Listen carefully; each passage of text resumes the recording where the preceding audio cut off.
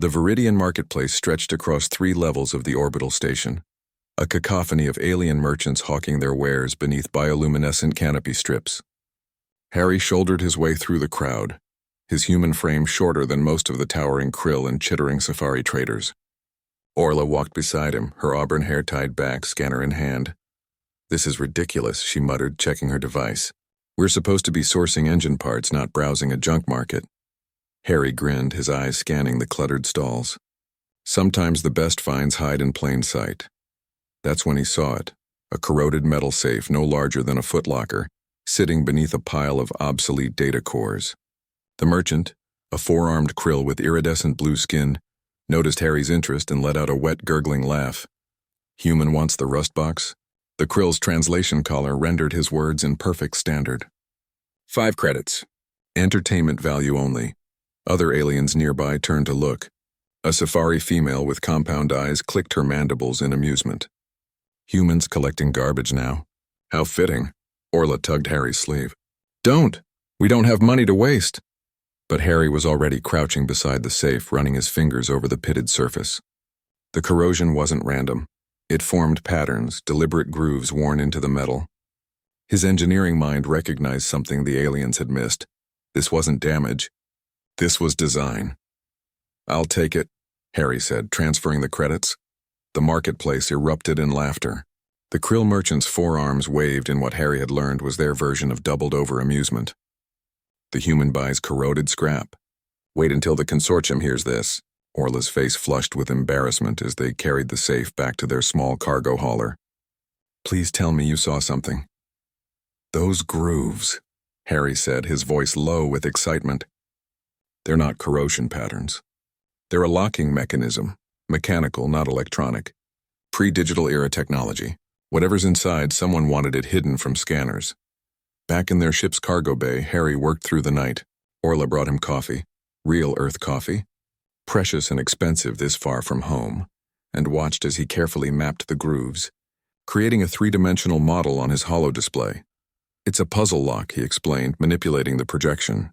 "You need to understand the sequence, the rhythm. It's based on mathematics, but also music." Orla leaned closer. "Harmonic frequencies. The grooves create resonance points when pressure is applied in the right order." Harry pulled out a small tuning fork from his toolkit.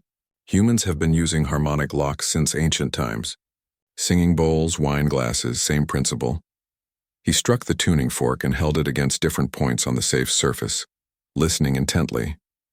Orla watched his face transform with concentration, that peculiarly human ability to focus with absolute intensity on a single problem until it yielded its secrets. Hours passed. The ship's AI announced the dawn cycle, but neither of them had slept. Then, a click. The safe's door swung open on ancient hinges that barely protested. Inside, nestled in foam that had somehow survived millennia, lay a crystalline data core unlike anything either of them had seen. It pulsed with a faint inner light, pristine and completely uncorroded. "Scan it," Harry whispered. Orla's hands trembled as she ran her scanner over the artifact. Her eyes widened. "Harry, this is ancient precursor technology, the civilization that predated the Galactic Consortium by 10,000 years. The data core activated at her scan, projecting a holographic star map into the air between them. Coordinates filled the space, hundreds of them, each marked with a symbol neither recognized until the ship's AI finished its translation. Treasury vault locations, the AI announced. Precursor reserve caches. Contents, rare elements, technological archives, and the AI paused processing. Antimatter fuel reserve sufficient to power the entire consortium for 3 centuries. Orla sank into a chair, her mind reeling. The Galactic Treasury. The legend was real. Harry stared at the map, understanding dawning. That's why the safe was built this way. Electronic systems decay, get hacked, become obsolete. But mechanical locks, harmonic sequences, they last forever if you build them right. The precursors knew someone would find this eventually. They just needed someone curious enough, patient enough, human enough. Orla finished, a smile spreading across her face. News spread through the station within hours. The same krill merchant who'd sold them the safe appeared at their ship's airlock, his blue skin pale with shock. Behind him stood representatives from a dozen alien species, including members of the Galactic Consortium itself. The consortium offers 10 million credits for that data core, a tall Vexian ambassador announced, her crystalline features betraying no emotion. Harry and Orla exchanged glances. Then Harry shook his head. We're not selling, but we are offering a partnership. He projected the star map for all to see. Humanity gets 20% of whatever's recovered. In exchange, we share these coordinates with the consortium and help locate the rest. The aliens murmured among themselves. The Safari who'd mocked Harry earlier stepped forward. Her mandibles lowered in what Harry had learned was their gesture of respect. Humans, she said slowly, are more clever than we credited.